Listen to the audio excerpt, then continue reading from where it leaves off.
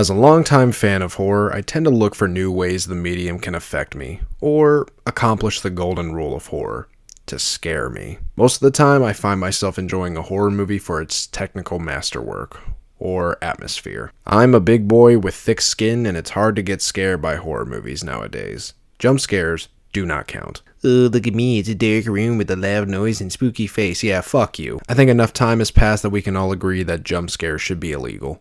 They're cheap and straight up not scary. It's just a momentary thing to make your heart beat for a few seconds. They're lame as shit. Throughout the last 11 years of my life, I've been filling out my horror movie bingo card, and what kind of horror gets a reaction out of me? I tend to resonate more with psychological horror, a genre that has made an impact on me in some way, shape, or form. Some of the best stories come out of this genre, examples including The Silence of the Lambs, The Babadook, Hereditary, The Shining.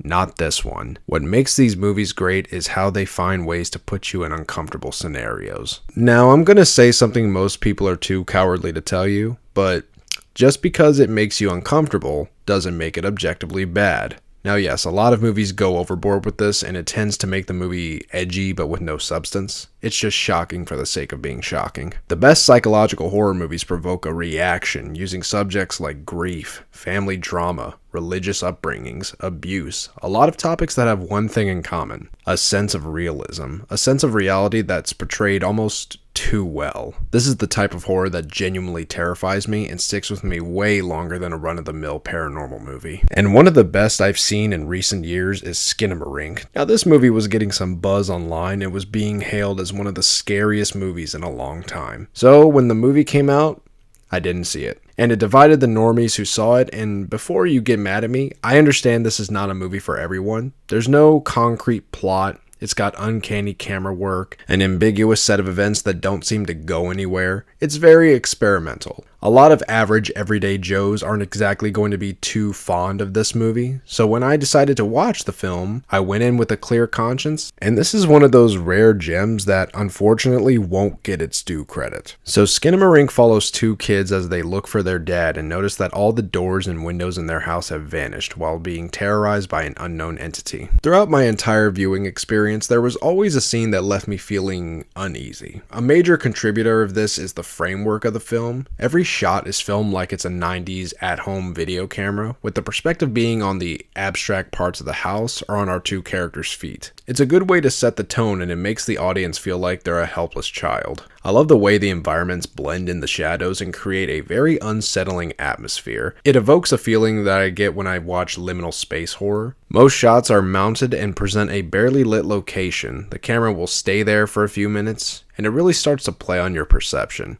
You begin to think it's building up to a jump scare or some kind of shocking scene, but then it cuts to another camera focused on an abstract environment. With every passing scene, my mind started to play tricks on me. It felt like I was being watched, or some kind of form or entity was staring back at me. So when something scary actually does happen, its impact is much more effective. One of my favorite scenes involves Kevin stabbing himself in the eye with a knife. The entity starts to talk to Kevin, saying it wants to play, and as Kevin rejects its request, it grows more and more aggressive. The moment the scene happens, all we get are shots of the house as we hear Kevin's cries echo, becoming louder and louder with each shot. These scenes are unsettling, but what makes them effective is the fact that we're watching two helpless children being put in a dire situation, and all we can do is just sit back and watch.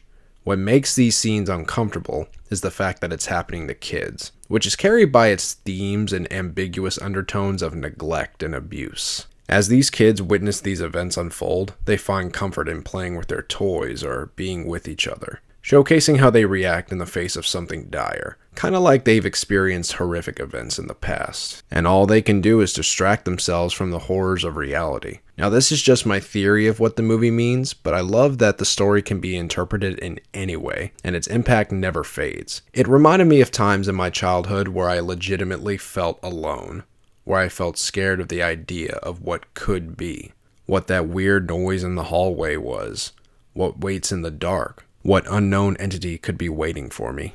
In a way, we all have that unknown entity that keeps us awake at night. Or it's just a sleep paralysis demon, I don't really know.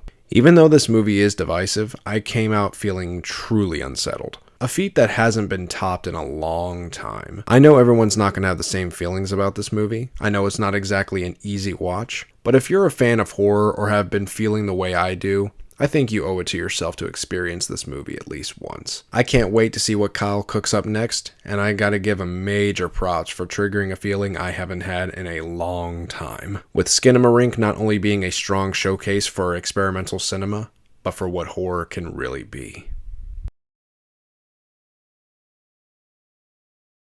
Hey guys, if you made it this far into the video, I greatly appreciate it. Sorry if I sound a little weird in this one. I'm recording this very late and I'm tired, so I apologize if it sounds like I've been diagnosed with ligma. I just wanted to take this time to thank you guys for watching the video and to remind y'all that I'm still running a promotion with Fab Fandom, and I've said this many times, but this is the place to be when you're trying to look for some new fashion designs, maybe some earrings, some nice stickers, some decals, shirts. Meg's got you covered, and you know what? Your boys also got you covered, because not only are the prices good, but if you use promo code Koshi10, you can get 10% off your next purchase. So remember, that's www.etsy.com/shop/fabfandom and use promo code Koshi10 for 10% off your next purchase. I appreciate you guys watching the video. I hope you check out Meg's shop, but until that time, I will see you in the next one, gamers, and stay tuned for more content soon to come. Bye guys.